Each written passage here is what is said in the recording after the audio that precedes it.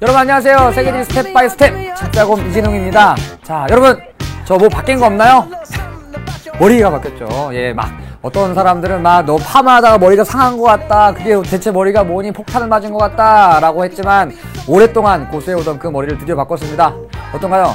더 잘 어울리지 않나요? 여러분들 제발 잘 어울린다고 얘기해 주십시오. 예. 자, 머리 바꾸고 학교 갔더니 선생님 머리가 그게 뭐냐며 제발 미용실 가서 환불해오라며 많은 아이들이 저를 욕했습니다.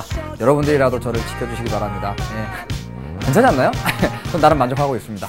자, 어쨌든 새로운 머리와 새로운 모습으로 20강 진행해 보려고 합니다. 자, 우리 지난 19강까지 자연지리가 모두 끝났고요. 오늘부터는 인문지리 내용으로 들어가게 됩니다. 자, 여러분들 자연지리 공부하시면서 막 기후도 공부하고 지형도 공부하고 막 외울 게 너무 많고 막 문제도 너무 어렵고 막 고생 많이 하신 거 알고 있는데요.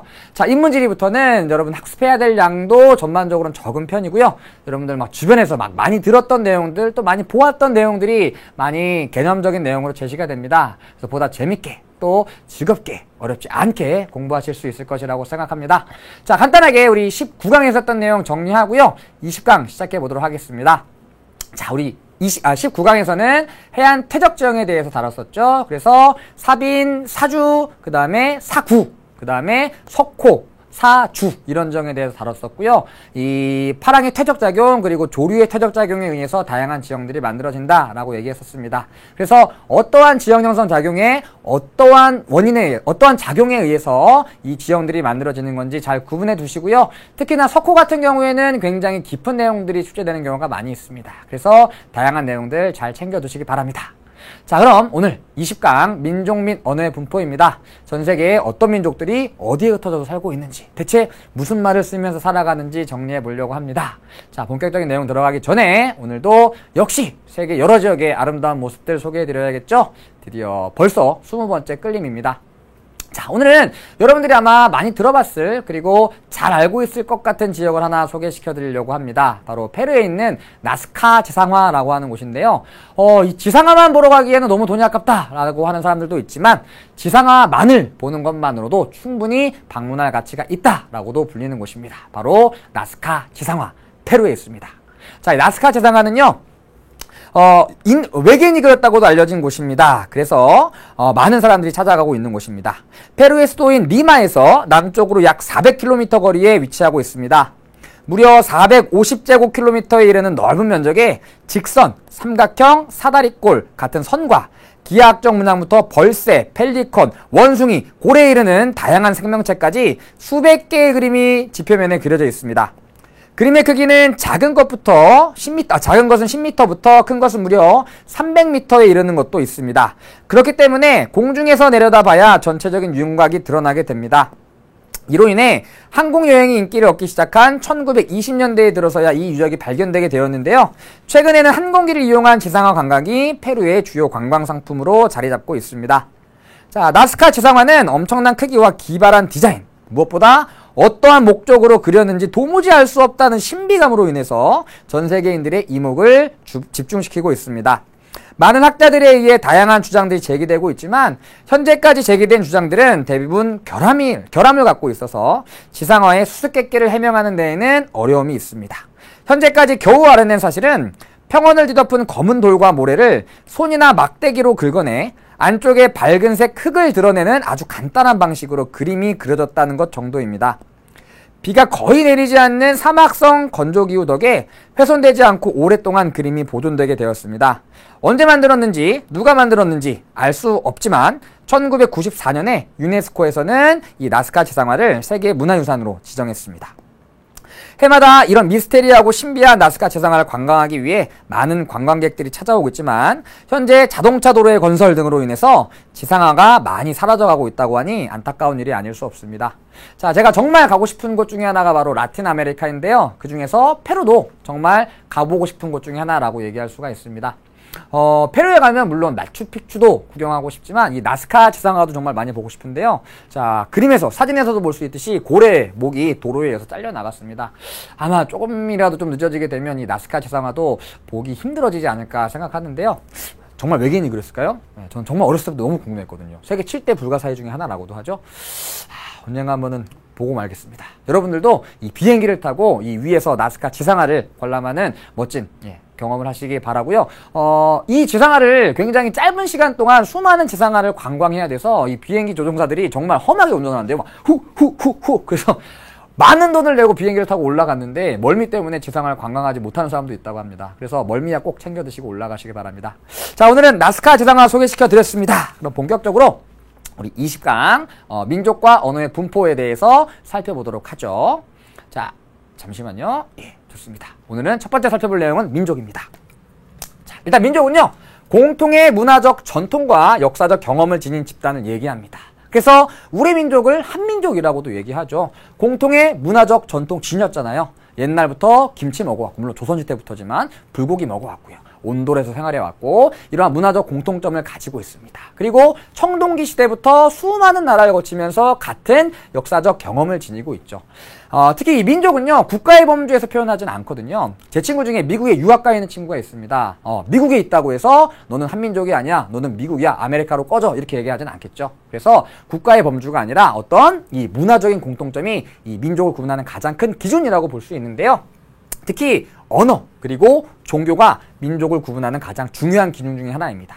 자, 먼저 언어에 대해서 살펴보죠. 자, 언어는 한 민족 집단의 의사소통 수단입니다. 그래서 우리도 한글이라는 언어로 의사를 소통하고 있고요. 글을 적고 또 책을 읽기도 합니다. 자, 그런데 이러한 언어는요, 하나의 민족은 대체로 같은 언어를 사용하고 있지만, 바꿔 얘기해서 같은 언어를 사용한다고 하나의 민족은 아닙니다. 그래서 하나의 민족은 대체로 같은 언어를 사용하지만 같은 언어를 사용한다고 해서 같은 민족은 아니다. 예를 들어 미국도 영어를 공용어로 사용을 하죠. 그리고 인도도 영어를 공용어로 사용합니다. 그런데 같은 민족인가요? 예, 미국 사람들은 이렇게 코쟁이라고 부르죠. 코가 되게 높고 하얗지만 인도 사람들은 굉장히 이렇게 물론 코가 높습니다. 눈썹 굉장히 진하고 구릿빛 피부를 갖고 있죠. 굉장히 멋있습니다. 인도 사람들 굉장히 간지난다고 얘기하는데요. 어쨌든 같은 영어를 사용하지만 하나의 민족은 아니죠. 그래서 하나의 민족은 대체로 같은 언어를 사용하지만 반대의 개념은 성립하지 않는다. 다음 세 번째.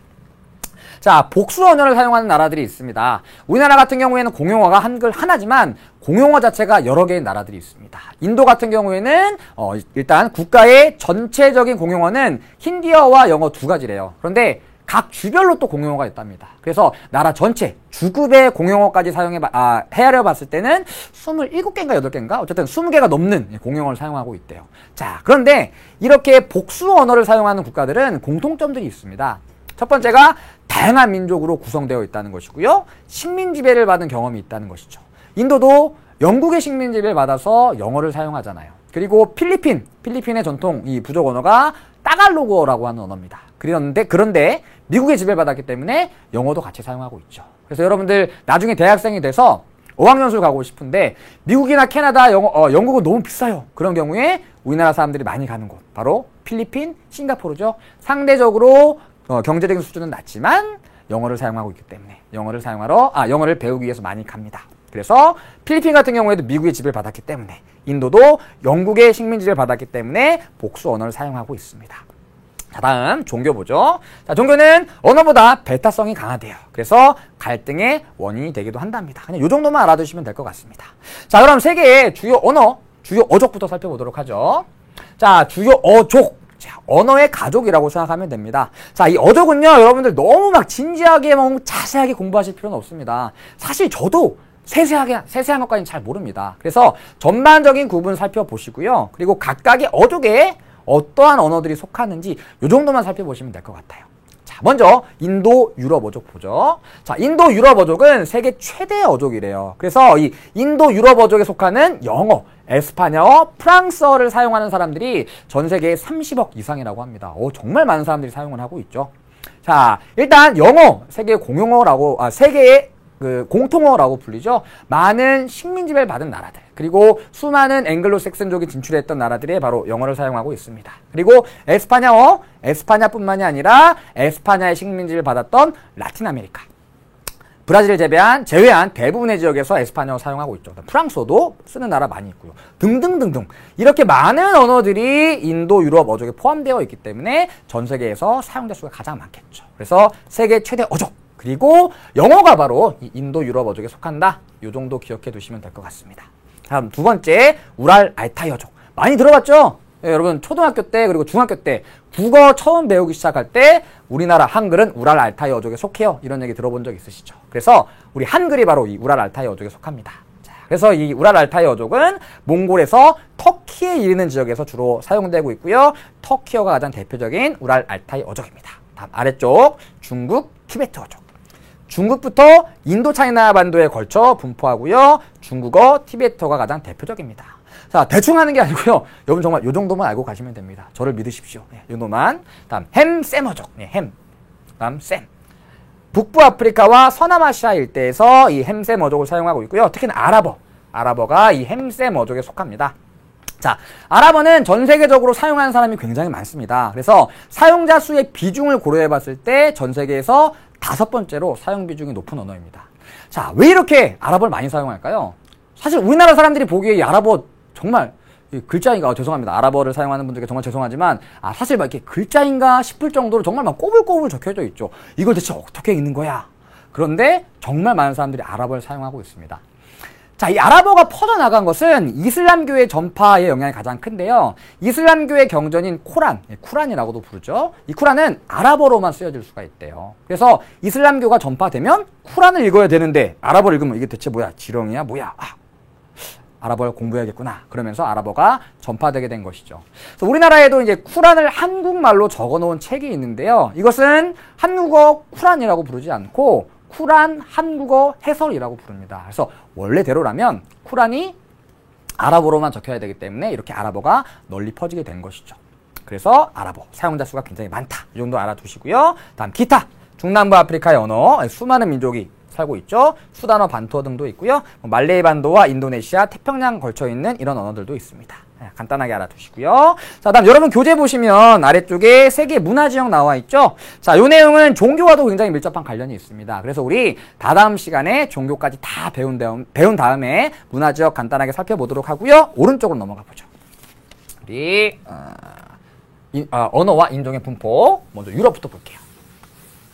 자, 유럽은 지리적으로 북서 유럽, 그리고 동부 유럽, 남부 유럽 이렇게 크게 세 부분의 유럽으로 나눌 수가 있죠. 첫 번째는 북서 유럽 살펴보도록 하겠습니다. 자, 북서 유럽에 뭐 영국도 있고요, 독일도 있고요, 뭐 프랑스도 있고, 벨기에, 네덜란드 이런 나라들이 있습니다. 어떤 사람들이 살던가요? 자, 대표적인 사람들 몇 명 준비해봤습니다. 먼저 첫 번째, 이 사람 남학생들은 잘 알 거예요. 슈슈라는 애칭을 갖고 있는 선수입니다. 슈바인슈타이거라는 독일의 축구 선수죠. 오, 코도 되게 크고요. 뭔가 아마 금발에 체격도 굉장히 크죠. 떡대가 엄청납니다. 다음 오른쪽 제가 정말 좋아하는 배우입니다. 셜록 홈즈 주연이죠. 베네딕트 컴버비치라고 해가지고 얼마 전에 호빗이라는 영화에서 용 목소리 담당했습니다. 그래서 오 이런 더빙으로 출연하기도 했습니다. 근데 되게 매력적인 배우예요. 자, 못생겼지만 뭔가 계속 보면 왠지 뭔가 이게 정감이 가는 그런 배우입니다. 영국 사람입니다. 게르만족이죠. 그래서 북서유럽에는 주로 게르만족이 분포하고 있고요. 게르만족이 분포하니 게르만어를 사용하는 사람들이 많이 살고 있습니다. 그래서 북서유럽, 게르만족, 게르만어. 그리고 이제 앵글로색슨족은 게르만족의 한 분파거든요. 그래서 앵글로색슨족도 게르만족에 속한다. 여기까지 알아두시면 됩니다. 자, 그런데 북서유럽에는 대부분 게르만족이 분포하는데 그렇지 않은 곳들이 있습니다. 그래서 이러한 곳들이 시험의 초점입니다. 자, 어떤 나라가 있냐면요. 요 사람이 있습니다. 요 사람 혹시 아세요? 예전에 미녀들의 수다라는 프로그램이 있었습니다. 거기에 나왔던 핀란드 사람이에요. 따루라는 분인데요. 한국말 진짜 잘합니다. 저보다 더 잘하시는 것 같아요. 진짜 모르는 단어가 없고요. 한국말 발음, 억양 자체가 완전히 한국 사람입니다. 그 정도로 한국말을 잘해요. 한국말을 잘해서는 아닌데 뭔가 이 사람들보다는 좀 친근한 느낌이 좀 들고 뭔가 좀 정감이 가죠. 이 사람은 약간 좀 비현실적으로 생겼잖아요. 코도 이만큼 높고 막 눈썹도 이렇게 튀어나오고 정감이 갑니다. 자, 그리고 이 오른쪽에 이분. 네. 핀란드의 보건복지부 장관이라는 분이래요. 유럽 사람인데도 일반적인 게르만족과는 굉장히 다른 외모를 보이고 있습니다. 머리도 검은색이고요. 눈도 그렇고. 뭔가 아시아 쪽에 가까운 것 같죠. 예, 그렇습니다. 북서유럽에서 게르만족의 비중이 높지 않은 대표적인 나라가 하나 있습니다. 바로 핀란드라고 하는 나라인데요. 핀란드, 핀족의 땅이라는 뜻이죠. 그래서 핀족이 거주하고 있는 지역이에요. 이 핀족은 몽골 인종의 한 계통이라고 불리는데요. 그래서 이 게르만족이 주로 분포하고 있는 북서유럽에서 마치 섬과 같은 지역이다라고 해서 우리는 핀란드를 인종의 섬이라고 부르기도 합니다. 그래서 몽골로이드 계통이라고 생각하시면 됩니다. 현재는 이제 오랫동안 시간이 지나면서 이 백인들, 북부 유럽에 살고 있는 백인들과 많이 혼혈이 이루어지면서 이러한 전통적인 핀족의 모습을 갖춘 사람들은 많이 사라지고 있다 그래요. 물론 이 사람들도 아주 오래전에 핀족의 원형 그대로의 모습을 간직하고 있지는 않겠죠. 우리도 마찬가지입니다. 한민족이라고 부르지만 사실은 여기저기서 피가 많이 섞인 거죠. 그래서 언제 어디서 섞였는지 모르지만 그래도 한국 사람이면 약간 비슷한 모습이 나타나죠. 그런 그냥 공통점들만 갖고 있다고 생각하시면 됩니다. 그래서 북서유럽 살펴봤고요. 다음은 동부유럽으로 갑시다. 자, 동부유럽. 자, 동부유럽엔 어떤 사람이 사느냐? 대표적인 사람들 두 사람 준비해봤습니다. 이런 사람 살죠.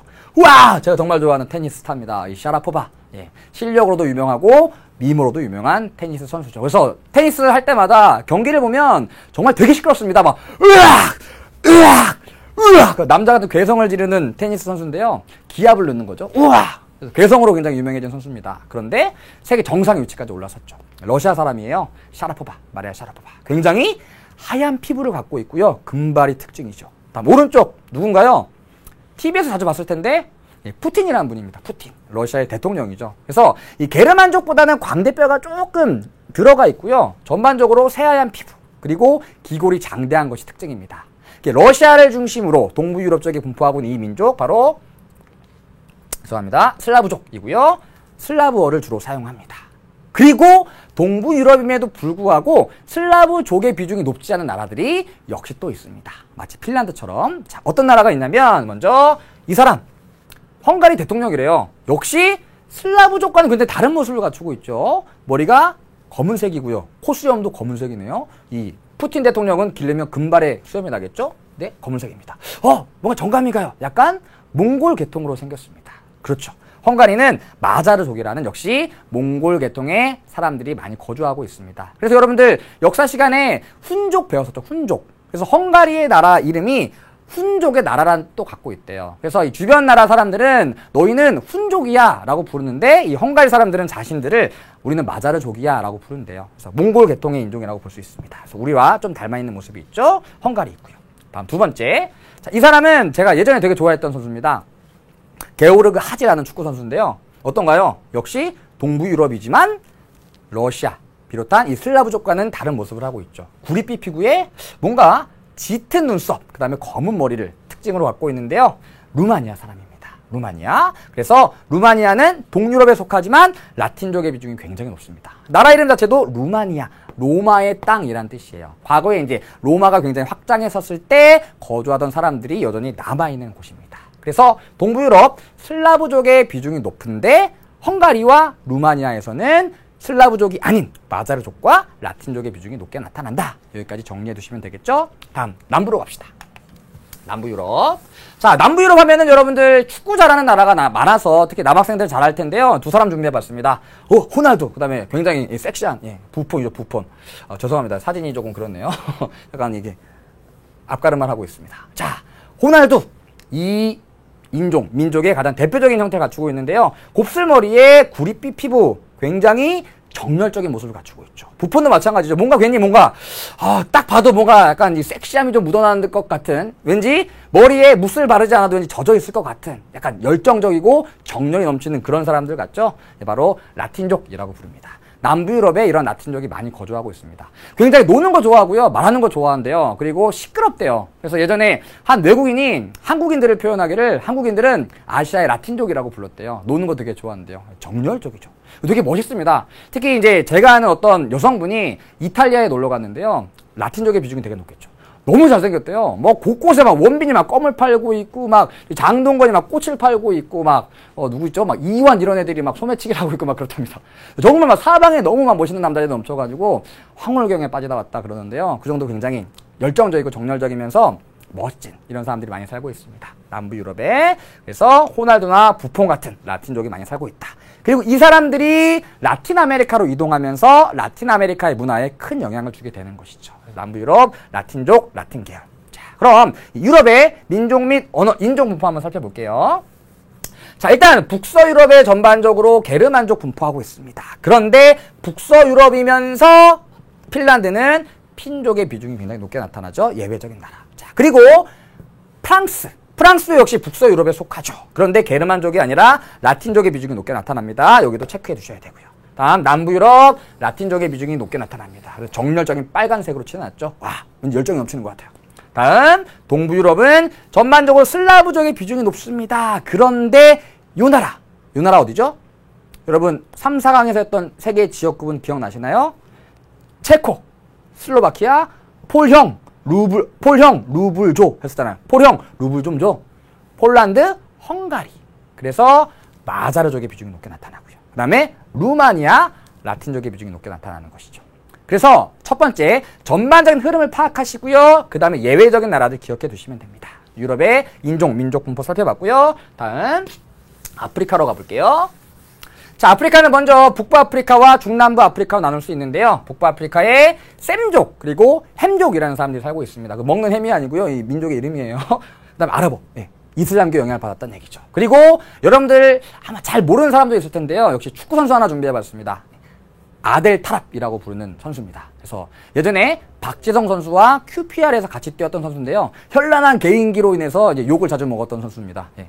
골을 넣어야 되는데 혼자 드리블 합니다. 11명이 축구하는데 혼자 볼을 몰고 와서 욕 되게 많이 먹었습니다. 이 사람이 이제 모로코 사람이거든요. 햄셈족의 전형적인 모습을 갖추고 있습니다. 그래서 아프리카이지만 우리가 알고 있는 그 니그로 인종 있죠. 검은 피부를 가진 사람들이 아니라 이러한 사람들이 살아갑니다. 구릿빛 피부를 가진. 그다음에 중남부 아프리카 보죠. 중남부 아프리카는 방금 얘기했던 검은 피부의 니그로 인종들이 주를 이루고 있습니다. 그런데 다들 니그로 인종들은 아니고요. 굉장히 다양한 민족과 언어가 분포하고 있습니다. 여러분 잘 아는 소수민족, 전통민족 누가 있냐면 점프 좋아하는 우우 마사이족. 그 다음에 오른쪽 영화에도 나왔었죠. 부시맨, 코이산족이라고 부릅니다. 그 외에도 수많은 전통부족들이 중남부 아프리카에 거주하고 있습니다. 그래서 지도를 하나 준비했어요. 이게 바로 이제 아프리카의 민족 분포를 나타내주고 있는데요. 엄청나죠? 수많은 부족들, 민족들이 정말 다양한 곳에 흩어져서 분포하고 있습니다. 그래서 하나로 정의하기가 힘들어요. 그런데 1914년에 유럽 서구 열강들이 들어와서 아프리카를 이렇게 잘라버립니다. 그러면서 한 나라에 굉장히 다양한 숫자의 부족이 포함되게 되는 거죠. 예를 들어 진흥족이 대통령이 됐습니다. 그러면 여기 뭐 김수현족이 굉장히 싫어하겠죠. 야, 너는 얼굴도 못생겼으면서 나는 김수현인데 너는 왜 네가 대통령이야? 안 돼! 하면서 반란을 일으키고 또다시 김수현이 대통령이 되면 원빈이 야, 난 전통적인 미남이야. 넌 안 돼! 그럼 또 반란, 이런 일이 일어나게 됐던 것이죠. 현재도 분쟁이 많이 일어나는 게 바로 여기에 있습니다. 안타까운 역사를 가진 곳들이죠. 자, 그런데 기억해 두셔야 될 게 하나 있습니다. 굉장히 다양한 언어를 사용합니다. 그런데 아까 말씀드렸듯이 북부 아프리카는 아랍어 많이 사용하고요. 그리고 영어를 사용하는 나라가 두 나라 있습니다. 꼭 기억해 두셔야 되는 두 나라 있습니다. 나이지리아와 남아공 기억해 두세요. 영어 사용합니다. 영어. 나이지리아와 남아공. 자, 여기까지 아프리카 살펴봤고요. 다음에 우리 아시아로 넘어가 볼게요. 자, 아시아는 표로 한번 정리해 봤습니다. 자, 서남아시아, 중앙아시아, 동남미, 남부아시아, 동아시아로 나눠봤습니다. 자, 먼저 서남아시아. 당연히 이슬람교 믿으니까 아랍인과 아랍인이 거주하고 아랍어를 많이 사용하겠죠. 그리고 터키는 튀르크어. 터키가 이제 투르크족이죠, 투르크. 그래서 튀르크어 사용하고요. 쿠르드인이 사용합니다. 세계 최대의 나라가 없는 소수 민족이고요. 다음에 이란이 여러분들 꼭 기억해 두셔야 되는 나라인데요. 이슬람교를 믿는데도 불구하고 아랍인이 아닌 이란인이 거주하고 있고요. 아랍어가 아니라 이란어를 사용합니다. 이 이란어는 페르시아어 계통이고요. 이란, 인도, 페르시아인 계통의 하나래요. 그래가지고 아랍 세계에서는 다른 민족이 살아가고 있고 언어를 사용한다. 꼭 기억해 두셔야 돼요. 이란. 다음 중앙아시아. 자, 중앙아시아는 지리적인 위치적으로 동양과 서양을 연결하는 중간 지역에 위치하고 있습니다. 그래서 민족과 언어의 점이지대라고 부릅니다. 딱 보면 약간 동양인 같기도 한데, 너 서양인인가? 동양인 같은데? 뭐지? 모르겠다! 이런 사람들이 대부분 이제 중앙아시아에 많이 거주하는 거죠. 점이지대이기 때문에 그렇습니다. 다음, 동남미, 남부아시아. 자, 여기는 가장 큰 특징이 다양성을 갖고 있다는 겁니다. 다양성. 그래서 국가별로 대체로 다른 언어를 사용합니다. 그런데 여기서도 이제 특정 언어를 사용하는 나라들은 꼭 기억해 두셔야 됩니다. 자, 먼저 인도, 아까 말씀드렸듯이 힌디어 많이 쓰고요. 그 다음 영어도 공용어입니다. 다음 필리핀, 싱가포르 영어 사용하는 나라죠. 아까 어학연수 많이 가는 곳이라 그랬죠. 필리핀, 싱가포르도 기억해 두십시오. 미국의 지배 그리고 영국 지배의 영향 때문입니다. 다음 동아시아, 우리나라, 중국, 일본을 비롯한 동쪽의 아시아들. 한자 문화권에 속하죠. 그래서 우리나라는 번체 쓰고요. 그 다음에 중국은 간체 쓰고요. 일본은 약체를 쓰죠. 우리나라 번체가 가장 어렵습니다. 그런데 우리나라는 일상생활 속에서 한자를 안 쓰죠. 그래서 이제 가장 어려운 그 한자를 써도 이제 부족함이 없기 때문에 번체를 쓰는데요. 어쨌든 다 같은 한자 문화권입니다. 그래서 중국을 가든 일본을 가든 굉장히 쉽게 어떤 곳들을 찾아갈 수가 있습니다. 독자적 언어를 사용합니다. 우리나라는 한글, 중국은 중국어, 일본은 일본어 이렇게 쓰는 거죠. 자, 아시아 지나서요. 자, 다음 아메리카로 넘어갑시다. 자, 여기가 가장 중요합니다, 여러분들. 아메리카. 자, 아메리카는 아프리카, 아시아, 유럽과는 다르게 굉장히 다양한 인종과 민족 그리고 언어가 나타나게 됩니다. 왜 그런지 이유부터 알아보죠. 자, 아메리카. 먼저 라틴 아메리카부터 볼 겁니다. 자, 라틴 아메리카 첫 번째입니다. 유럽인이 이주합니다. 그런데 주로 라틴계의 유럽인이 이주하게 되는 것이죠. 에스파냐, 포르투갈 같은 유럽인들이 라틴 아메리카로 이주를 하게 됩니다. 그리고 아프리카 흑인 노예가 유입되게 되는데요. 우리 지도로 같이 보죠. 자, 여기가 이제 라틴 아메리카가 되는 것이죠. 그리고 대항해 시대 때 식민지 개척을 위해서 많은 나라들이 바다로 향하게 되는데요. 자, 스페인과 포르투갈 같은 경우에는 유럽 전체적으로 봤을 때는 가장 외곽진 곳에 위치하고 있죠.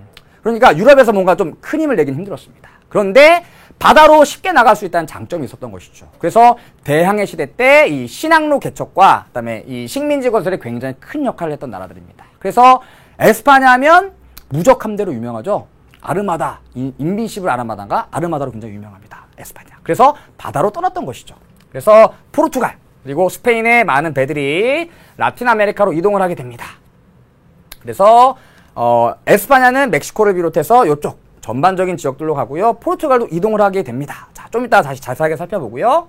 자, 그런데 이 사람들은 주로 어떠한 목적으로 여기를 갔냐? 바로 정복을 목적으로 간 거죠. 그래서 군인들이 대부분 이 라틴 아메리카 지역으로 가게 됩니다.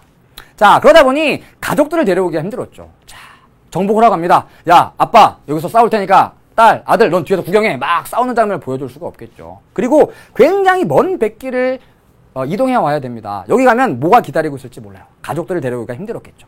정복을 합니다. 그런데 다시 돌아가려고 하니 너무 멀어요. 그리고 시간도 너무 오래 흘렀어. 우리 가족들이 여전히 날 기다려주고 있을지 모를 것 같아요. 그래서 여기에 정착을 하는 겁니다. 그래서 원주민들과도 결혼을 하고 흑인들과도 결혼을 하고 그러면서 다양한 혼혈들이 생겨나게 됐던 것이죠. 군인들이 이동했기 때문에. 자, 그래서 이렇게 정복을 목적으로 포르투갈과 에스파냐가 라틴 아메리카로 향하게 되는데 두 간의 싸움이 일어나게 되는 거죠. 이때 중재를 했던 사람이 바로 교황이었습니다. 왜냐하면 둘 다 카톨릭을 믿었던 나라였기 때문에. 그래서 교황이 더 이상 싸우지 말고 서경 50도선을 기준으로 너희 어느 땅을 차지할지 가르도록 하게. 그래서 이렇게 되는 것이죠. 그림 보고 가죠. 자, 이건 이제 라틴 아메리카의 어떤 식민 역사를 보여주는 그림인데요. 이 에스파냐의 군대, 그리고 포르투갈의 군대들이 원주민들과 싸우고 있는 모습입니다. 굉장히 치열하게 싸우고 있죠. 처절합니다. 네. 굉장히 잔인한 모습들도 많이 나오고요. 오른쪽도 마찬가지입니다. 원주민을 이제 정복하기 위해서 이 기마 부대들이 많은 활약을 펼쳤다고 하는데요. 총을 사용하고 말을 타고, 그 다음에 철을 이용한 갑옷을 입은 이런 유럽인들을 원주민들이 당해낼 수 없었던 거예요. 수많은 사람들이 학살을 당했고 죽음을 당했죠. 그리고 나중에 결혼도 합니다. 그러니까 처음에는 막 이제 정복하려고 막 죽이고 그러다가 나중에 이제 눈이 맞아서 결혼하고 이런 사례도 생겨나게 되는 것이죠. 자, 어쨌든 정복을 위해서 떠나는데 교황의 중재에 의해서 서경 50도 선을 기준으로 나눠 가지게 되는 거죠. 그래서 브라질은 포르투갈이, 그리고 브라질을 제외한 나머지 대부분의 나라는 에스파냐가 차지하게 됩니다. 그래서 브라질은 여전히 포르투갈어를 사용하고 있고요. 나머지 대부분의 지역은 에스파냐어를 사용하는 이유가 바로 여기에 있는 것이죠. 그리고 이 사람들이 라틴 아메리카를 지배하면서 굉장히 넓은 농장을 경영하게 됩니다. 처음에는 원주민들을 이용했는데 원주민이 이제 유럽에서 들어온 질병들 때문에 많이 죽고요. 이 심한 노동을 견디지 못해 많이 죽어나갑니다. 그러다 보니까 일을 할 사람들이 필요했습니다. 어디서 데리고 왔죠? 아프리카에서 데리고 온 것이죠. 그래서 아프리카의 흑인들을 데리고 옵니다.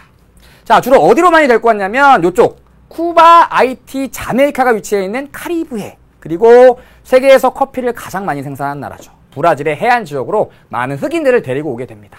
그래서 현재도 이때 이동했던 아프리카계 흑인들이 이 지역에 많이 거주하고 있음을 알 수 있습니다. 자, 쿠바 어떤 사람이 있을까요? 우리 류현진 선수의 가장 대표적인 악동이죠. 푸이그, 쿠바 사람이죠. 흑인입니다. 다음에 세계에서 가장 빠른 번개 우사인 볼트, 역시 자메이카 사람인데요. 흑인이죠. 카리브해 지역에 많은 흑인들이 유입되었고 그 사람들의 후손인 겁니다. 자, 다음 브라질 하면 정말 유명한 축구 황제 펠레 역시 흑인입니다. 이 사람도 역시 아프리카계 흑인이 일로 이송했고 그 사람들의 후손이 되는 것이죠. 그래서 카리브해 유역, 자메이카, 쿠바, 그리고 브라질은 다른 라틴 아메리카 나라들에 비해서 흑인의 비중이 굉장히 높게 나타납니다. 자, 정리해보죠. 자, 그래서 라틴계, 에스파냐와 포르투갈 유럽인들이 이주하게 되고요. 식민지배를 하게 됩니다. 그리고 아프리카 흑인 노예가 유입되게 되는 것이죠. 특히 이런 사람들 어디 많이 거주하냐면 브라질과 카리브해에 많이 거주하게 되는 것이죠. 자, 그리고 아까 얘기했듯이 정복을 위한 이주였기 때문에 수많은 혼혈 인종이 생겨나게 됩니다. 그래서 유럽계와 원주민이 이제 사랑을 나누는 거죠. 그러면서 자녀를 낳습니다. 이 사람을 메스티조라고 부릅니다. 또는 메스티소라고도 부르고요. 또 유럽계와 아프리카계가 결혼할 수도 있겠죠. 사랑을 해서 자녀를 낳습니다. 이 사람은 물라토라고 부릅니다. 물라토. 그리고 원주민과 아프리카계도 많진 않지만 결혼해서 자녀를 낳는 경우가 있었습니다. 이 사람들은 뽕뽕뽕뽕 삼보 또는 잠보라고 부릅니다. 잠을 정말 많이 자나 봐요. 잠보. 자, 그런데 이 사람들끼리도 또 눈이 맞아서 결혼하고 자녀를 낳을 수도 있겠죠. 메스티조와 물라토. 그 다음에 메스티조와 삼보, 물라토와 삼보, 메스티조와 유럽, 메스티조와 여기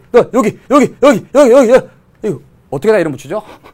그러니까 이제는 이런 사람들 하나하나 구분하기가 좀 힘들게 된 거죠. 그래서 그냥 혼혈이 많다 정도로 생각해 주시면 됩니다. 이 사람은 메스티조야. 잠깐만, 너 삼보인가? 이렇게 구분하지 않으셔도 됩니다. 혼혈이 많구나. 이렇게만 정리해 두셔도 됩니다. 자, 그럼 잘해보죠. 자, 첫 번째는 라틴 아메리카의 언어입니다. 자, 포르투갈에 지배받았던 브라질 당연히 포르투갈어 많이 사용하고요. 그 다음에 브라질을 제외한 대부분의 지역은 에스파냐에 지배받았죠. 그래서 에스파냐어를 많이 사용을 합니다. 자, 다음 두 번째, 이제 요게 중요하죠. 라틴 아메리카의 인종, 민족 분포입니다. 자, 일단 기준이 되는 지역들부터 살펴보면 첫 번째, 아르헨티나와 우루과이가 있어요. 아이고, 아르헨티나랑 아르헨티나가 아니라 아르헨티나랑 우루과이. 자, 얘는 여기에 분포하고 있습니다. 여기에 위치하고 있습니다. 그리고 아르헨티나와 우루과이의 인종, 민족 구성에서 가장 높은 비중을 차지하는 게 유럽계입니다. 왜 그럴까요? 왜 유럽계 백인은 여기 많이 살까요? 여기는 온대기후가 나타나거든요. 유럽인들이 거주하던 유럽의 본토는 온대기후가 나타나죠. 온대기후에 거주하던 사람들이 막 열대기후에서 막 땀 뻘뻘 흘리면서 비 맞으면서 막 살거나 막 높은 막 이런 데서 막 일교차 큰 데서 살기 힘들겠죠.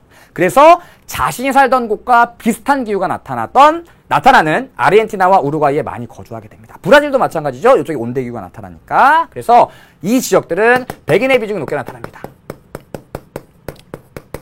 왜냐면 온대기후가 나타나니까. 다음 두 번째, 자메이카. 그리고 브라질, 그리고 쿠바, 이런 나라들. 자, 브라질 하얀색, 자메이카 하얀색의 비중이 굉장히 높죠. 쿠바도 다른 나라에 비해서 상대적으로 높습니다. 자, 하얀색은 바로 아프리카계의 비중을 나타내는 것입니다. 왜 많을까요? 넓은 플랜테이션 농장이 발달했기 때문이죠. 커피 유명하고요. 사탕수수, 담배 같은 걸로 유명합니다. 그래서 여기는 흑인의 비중이 높아요. 이렇게 기억해 주시고요. 다음 또 살펴보셔야 될 곳이 페루, 그리고 볼리비아입니다. 자, 여기는 페루, 볼리비아 노란색의 비중이 높게 나타나는데요. 노란색은 아메리카 원주민입니다. 여기는 백인들이 별로 가지 않았습니다. 왜냐면 안데스 산지에 위치하고 있습니다. 너무 높아. 일단 거기까지 가기가 힘들고 귀찮은 거죠. 야, 여기 좋은 데 놔두고 왜 거기까지 올라가냐. 유럽인들이 많이 쳐들어오지 않았기 때문에 아직까지 원주민 문화가 많이 남아있게 된 것이죠. 그래서 볼리비아, 페루 원주민, 그리고 파란색 혼혈. 그래서 칠레, 콜롬비아, 멕시코 등은 대표적으로 혼혈의 비중이 높은 나라들이에요. 일단 얘네들 기준으로 이 인종과 민족을 파악하시고 남는 게 혼혈이라고 생각하시면 가장 편합니다.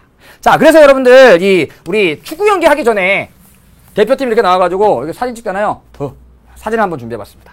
브라질 대표팀의 사진이에요. 흑인 보이시죠? 흑인 선수들 보이시죠? 그리고 백인도 있고요. 그 다음에 약간 구릿빛 피부를 가진 선수들도 보입니다. 흑인이 있구나. 흑인이 많구나. 왜? 예전에 플랜테이션 농장을 했었으니까. 그리고 백인도 있구나. 온대기후가 나타나니까. 두 번째, 아르헨티나입니다. 아르헨티나는 물론 혼혈 민족도 혼혈 인종도 나타납니다. 그런데 위쪽에 브라질은 흑인 선수들이 있지만 아르헨티나는 흑인 선수가 없죠. 그리고 대부분 하얀색의 피부를 가지고 있습니다. 온대기후가 나타나서 백인의 비중이 높구나 알 수 있고요. 다음 한 나라 더 보죠. 자, 마지막 나라는 이 페루의 축구대표팀 모습입니다. 한눈에 보기에도 구릿빛 피부고요. 키가 어때 보여요? 작아 보이죠? 원주민들이 주로 이루고 있기 때문이다. 백인이 없구나. 흑인도 없네? 대부분 원주민이구나. 해발 고도가 높아서 백인이 별로 진출하지 않았네. 이렇게 연결지어 볼 수 있는 것이죠. 자, 여러분들 요거 가장 중요합니다. 이유까지 같이 학습해 두시면 보다 좋은 학습이 될 수 있을 것 같습니다. 자, 라틴 아메리카 살펴봤고요. 다음 앵글로로 가봅시다. 앵글로 색슨족의 영향을 받은 아메리카. 앵글로 아메리카라고 부르죠. 자, 앵글로 아메리카에 어떤 사람들이 이주했는지 역시 같이 그림으로 살펴볼게요. 자, 라틴 아메리카에는 스페인, 에스파냐, 포르투갈 같은 나라들이 진출했다면 이 앵글로 아메리카는 북서유럽의 나라들이 많이 진출을 하게 됩니다. 특히 영국인들 같은 경우에는 이 종교적인 박해를 피해서 청교도들이 많이 이 앵글로 아메리카로 넘어가게 되는데요. 이들 이주의 특징은 정복이 아니라 이주의 목적이었던 것이죠. 자유를 찾아. 리버티. 그다음에 어떤 새로운 기회를 찾아. 야, 여기 예전에 넓은 땅이 있었는데 주인이 없었던 거죠. 그래서 막 총 쏘고 달려가가지고 깃발 꽂으면 자기 땅, 이런 이 사례들이 굉장히 많았대요. 그래서, 새로운 삶을 찾아보자. 나에게 종교의 자유 달라. 이러면서 많은 사람들이 떠나는데 자기 혼자 가는 게 아니라 자식들 버리고 가면 안 되겠죠. 그래서 가족 단위로 이주를 하게 됩니다.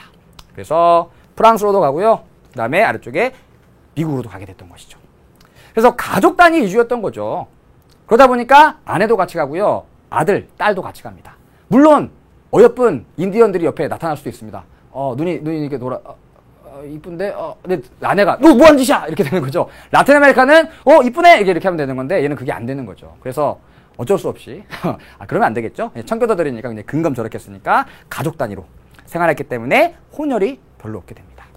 자, 그리고 이 사람들 역시 이렇게 사진을 볼 수 있는데요. 잘 보면 아까 우리 라틴 아메리카와는 완전 정반대죠. 예. 청교도인들이 이제 아메리카 도착해가지고 감사 기도하는 겁니다. 예. 여자도 있고 남자도 있고요. 아들, 딸, 어린 아이들도 있죠. 가족 단위로 이주한 것이고요. 여기도 마찬가지죠. 가족 단위로 앵글로 아메리카로 많은 사람들이 이주했음을 보여줍니다. 라틴 아메리카의 그림과는 완전히 다른 모습을 보여주고 있죠. 그래서 혼혈이 적은 겁니다. 자, 그리고 이제 앵글로 색종의 문화를 수용하게 되고요. 가족 단위 이주가 이루어지게 됩니다. 다음 두 번째, 프랑스인들이 식민 지배를 하던 곳, 그게 바로 캐나다의 퀘벡주인데요. 퀘벡주는 아직도 많은 프랑스인들이 남아 있고요. 프랑스 문화 영향을 많이 받아서 이 프랑스어를 사용하고 있습니다. 이것도 꼭 기억해 두셔야 됩니다. 이따 자료를 통해서 같이 볼게요. 다음 세 번째. 자, 이러한 유럽인들도 아메리카로 이주하게 되지만 다른 민족들도 이주하게 되는데요. 먼저 앵글로 아메리카에서도 넓은 대농장이 운영되게 됩니다. 노동력이 부족하네 아프리카계 흑인들을 강제로 이주시키게 되는 것이죠. 자, 특히 미국 같은 경우에는 이 동남부 지역에 넓은 대농장이 발달해 있었기 때문에 이 농장에서 일을 시키기 위해서 아프리카계 흑인들이 이 동남부 지역으로 많이 이주되게 됩니다. 자, 이렇게 아프리카계 흑인들도 이주했지만 또 누가 이주하냐면 아시아의 수많은 아시아인들도 미국으로 자유를 찾아, 그리고 아메리칸 드림, 새로운 삶을 아메리칸 드림을 꿈꾸며 앵글로 아메리카로 이주하게 됩니다. 특히 미국으로 많이 이주하게 되죠. 배를 타고 이주하고요. 요즘에는 비행기 타고도 가는 거죠.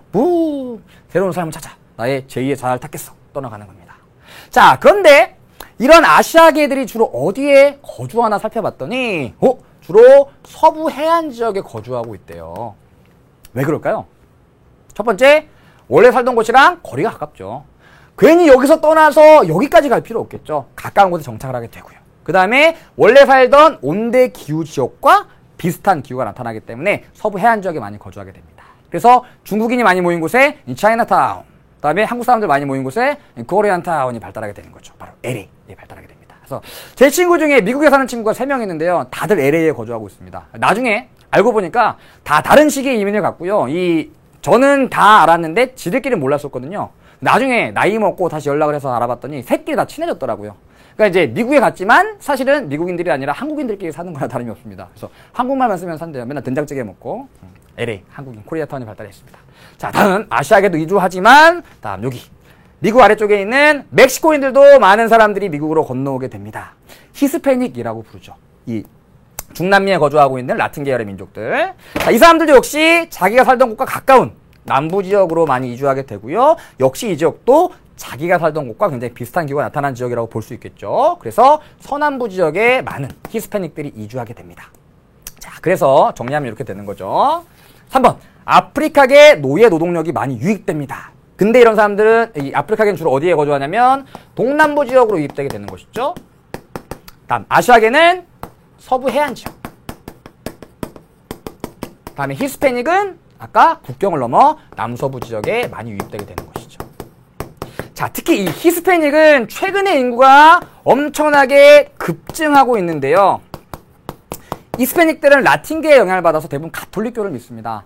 가톨릭교는 낙태를 완전 이렇게 금기시, 완전 막 이렇게 절대 해서는 안 되는 행동으로 이제 파악을 하고 있거든요. 그러다 보니까 애를 가지면 무조건 낳는 거죠. 그래서 엄청나게 인구가 늘어나고 있습니다. 그래서 이 미국에서 일단 가장 높은 인구 비중을 차지하고 있는 사람들은 유럽계 백인이고요. 그 다음이 히스패닉입니다. 유럽계를 제외하고 인구가 가장 많은 인종이 되는 거죠. 그 다음이 아프리카계, 그리고 아시아계. 이렇게 살펴볼 수가 있습니다. 그래서 최근 급증하고 있고 유럽계 백인에 의해서 순위가 두 번째이다. 여기까지 기억해 두시면 됩니다. 자, 그러면 역시 자료 볼게요. 자, 여러분 탐스런 자료입니다. 자, 첫 번째 아프리카계의 거주 비율입니다. 높게 나타나는 지역 어딘가 봤더니 역시 남동부 해안 지역이네요. 과거에 이제 넓은 대농장이 발달했던 지역이고요. 여전히 넓은 농장이 위치하고 있는 곳입니다. 예, 농장에 노동력을 위해서 강제로 이주된 사람들이기 때문에 다음 오른쪽으로 오죠. 자, 오른쪽은 히스패닉의 거주 비율입니다. 멕시코의 국경 지역에서 거주 비율이 굉장히 높게 나타납니다. 최근 가장 많이 늘어나고 있고요. 다음 아래쪽에 아시아계. 아시아계는 아까 말씀드렸듯이 서부 해안 지역에서 굉장히 비중이 높게 나타나고요. 그리고 동부 해안 지역에 있는 대도시에서도 아시아계가 많이 거주하고 있습니다. 그래서 서부 해안을 중심으로 대도시 이쪽에. 그리고 참고로 이 앵글로 아메리카의 원주민인 인디언들은 주로 이 서부의 건조 지역에 많이 거주하고 있습니다. 여기까지 알아두시면 될 것 같습니다. 최근 인구가 많이 줄어들고 있죠. 자, 여기까지 앵글로 아메리카, 그리고 특히 미국의 인종, 민족 분포 살펴봤고요. 마지막 지역 살펴보죠. 마지막은 오세아니아입니다. 자, 오세아니아는 이제 유럽인들이 이주했죠. 특히 앵글로 색슨 계열의 많은 사람들이 이주했고요. 그러다 보니까 영어를 사용하고 있습니다. 대표적인 나라인 오스트레일리아 그리고 뉴질랜드 모두 영어 사용하죠. 자, 그리고 이 지역에는 원래 살던 사람들이 있었죠. 특히 오스트레일리아의 원주민인 에버리진이라고도 부르죠. 최근에 내륙으로 밀려나고 있고요. 인구도 많이 줄어들고 있대요. 많이 줄고 있고요. 이제 뭐 전통, 과거에 이제 순혈의 에버리진은 거의 남아있지 않다 그러더라고요. 그래서 어떤 사람들이냐면 이런 사람들이에요. 에버리진, 하얀색으로 몸을 칠한 이런 사람들이고요. 참고로 뉴질랜드의 원주민 있죠? 마오리족이라고 부르는데요. 이 마오리족입니다. 굉장히 무서운 표정을 하고 왔다 갔다 하죠. 이 사람들이에요. 저걸 위협하는 하는 표정을 짓고 있다고 하는데요. 이 사람들은 이제 에버리지니와는 다르게 이 유럽계 백인들이랑 굉장히 친하게 지냈습니다. 그래가지고 혼혈이 많이 돼가지고 현재는 이 전통 문화를 간직하고 있는 사람들이 별로 없고요. 사실은 이 사람들이 이제 마오리족의 문화를 이용해서 돈을 벌기 위해서 이 문화를 이용해서 돈벌이 수단으로 사용하는 사람들이라 그래요. 그래서 순혈 마오리족은 많이 사라지고 있다 그러죠. 좀 안타까운 일이긴 합니다. 그래도 뭐 적응 잘하면서 백인들과 잘 어울려 살고 있다고 하니까 다행스러운 일이라고 볼 수가 있겠죠. 자, 여기까지 오세아니아 인종, 민족 분포까지 살펴보았습니다. 자, 우리 교재에 있는 내용들은 다 했는데요. 뒤에 넘어가 보면 98페이지에 세계의 언어와 관련된 자료가 몇 개 나옵니다. 요거 보고 문제 풀어보죠. 첫 번째는 세계의 언어 분포입니다. 자, 일단 기억해 두셔야 되는 언어 가장 대표적인 게 영어입니다. 미국과 캐나다 당연히 영어 사용하고요. 호주와 뉴질랜드 영어 사용하겠죠. 그리고 아시아의 필리핀, 그리고 싱가포르 역시 영어 사용하고요. 그 다음에 아프리카에서 아까 살펴봤듯이 나이지리아, 그리고 남아공 역시 영어 사용합니다. 당연히 영국 영어 사용하겠죠. 그리고 현재는 힌디어라고 표시되어 있지만 인도에도 영어 사용자 굉장히 많죠. 그래서 영어 사용하는 나라들은 기억해 두시고요. 다음 두 번째 프랑스어. 당연히 프랑스에서 프랑스어 사용하고요. 그 다음에 과거 프랑스의 식민 지배를 받았던 아프리카의 서쪽 나라들 프랑스어 사용하는 나라 많고요. 주의하셔야 될, 꼭 알아두셔야 될 곳이 바로 여기죠. 여기가 바로 퀘벡주라는 곳입니다. 아직까지 프랑스 문화가 많이 남아있는 곳이죠. 그리고 에스파냐와 라틴 아메리카의 수많은 나라들 사용하고 있고요. 그 다음에 힌디어, 인도입니다. 그리고 두 번째 자료 보죠. 두 번째 자료는 세계 5대 언어와 사용 인구 비중인데요. 가장 비중이 높은 언어 중국어입니다. 오직 얘만 only one인데요. 사용 비중이 가장 높아요. 인구가 워낙에 많으니까. 그리고 두 번째가 영어가 아니라 에스파뇰입니다. 라틴 아메리카의 인구가 최근 아주 빠르게 늘어나고 있기 때문에 비중이 두 번째고요. 그 다음이 영어. 그리고 힌디어 4위죠. 인도의 인구의 위력입니다. 그리고 아랍어. 이슬람교를 믿는 국가들은 대부분 아랍어 사용한다 그랬죠. 인구 비중이 다섯 번째입니다. 자, 여기까지 우리 오늘 준비한 개념 정리 내용은 모두 살펴봤습니다. 자, 그럼 오늘 공부한 내용을 바탕으로 문제 몇 개 풀어보죠. 먼저 교재 99페이지에 스스로 풀어보기입니다. 자, 지도는 아메리카 내 세 나라의 인종, 민족 구성을 나타낸 것이래요. A부터 C에 대한 설명으로 옳은 것을 고르랍니다. 자, 일단 가장 특징적인 나라부터 살펴보시면 됩니다. 먼저 아르헨티나 보죠. A의 비중이 가장 높네요. 아르헨티나 온대기후가 나타나서 유럽계 백인의 비중이 높다 그랬죠. 유럽계. 다음 두 번째 여기 페루, 볼리비아입니다. 노란색의 비중이 높습니다. 안데스 산지에 위치한 볼리비아는 해발 고도가 높아서 원주민의 비중이 높게 나타난다 그랬죠. C가 원주민이 되고요. 다음 멕시코입니다. 멕시코도 역시 해발 고도가 높기 때문에 원주민의 비중이 높고요. 그 다음에 혼혈 비중도 높게 나타납니다. 이 보라색이 혼혈이 되는 거죠. B. 그 다음에 유럽계가 A가 되고요. 원주민이 C가 되겠죠. 자, 선제 보죠. 자, 유럽계는 원주민보다 소득 수준이 대체로 낮대요. 아니죠. 유럽계가 소득 수준이 훨씬 더 높습니다. 다음 2번. 혼혈은 유럽계보다 미국 인구에서 높은 비중을 차지한다. 미국 인구에서 가장 높은 비중을 차지하는 게 유럽계죠. 역시 옳지 않고요. 3번. 원주민은 혼혈보다 라틴 아메리카 거주 역사가 짧다. 그렇죠. 아니죠. 무슨 얘기하는 거야? 원주민은 원래 살던 애들이니까 가장 길죠. 그래서 옳지 않고요. 다음. 혼혈은 유럽계와 원주민의 혼혈이 주를 이룰 것이다. 예, 특히나 멕시코는 원주민의 비중이 높아서 원주민과 유럽계의 혼혈이 주를 이룹니다. 맞는 내용이고요. 다음 5번. 원주민은 유럽계, 그리고 혼혈보다 해발 고도가 낮은 지역에 주로 거주한다? 아니죠. 굉장히 높은 곳에 거주하고 있습니다. 꼭 기억해 두시고요. 자, 오늘 여러 가지 개념도 살펴봤고요. 자, 오늘 같이 못 푼 문제들은요, 여러분 직접 풀어보시고요. 나중에 뉴턴스러운 문제풀이 강의를 따로 마련해서 같이 풀어보도록 할게요. 자, 그럼 오늘 배웠던 내용 중에 중요한 내용들은 어떤 것들이 있는지 오늘의 키워드 알려드려야겠죠? 오케이입니다. 오케이. 자, 먼저 세계 언어별 사용자 수는 이런 순이래요. 한 4등까지는 외워두시면 좋을 것 같아요. 다음 두 번째, 영어 사용하는 국가 정리했었죠? 4개국 적어보시고요. 다음 라틴 아메리카에서 브라질은 이 언어 쓰고요. 나머지 대부분의 나라는 이 나라의 지배받아서 이 언어 사용하죠. 다음 네 번째, 다섯 번째 라틴 아메리카와 미국의 인종, 민족 분포 다시 한번 정리해 보시기 바랍니다. 자, 오늘도 고생 많으셨습니다. 자, 말씀드렸듯이 인문지리 첫 시간이었는데요. 자연지리보단 그래도 조금 할만하시죠? 네.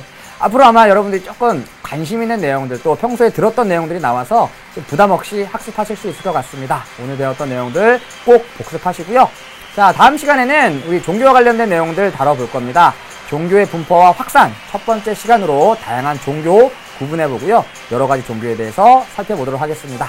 자, 오늘도 고생 많으셨습니다. 다음 시간에 또 뵙겠습니다. 다음 시간에 만나요. 여러분들은 참 소중한 사람입니다. 안녕.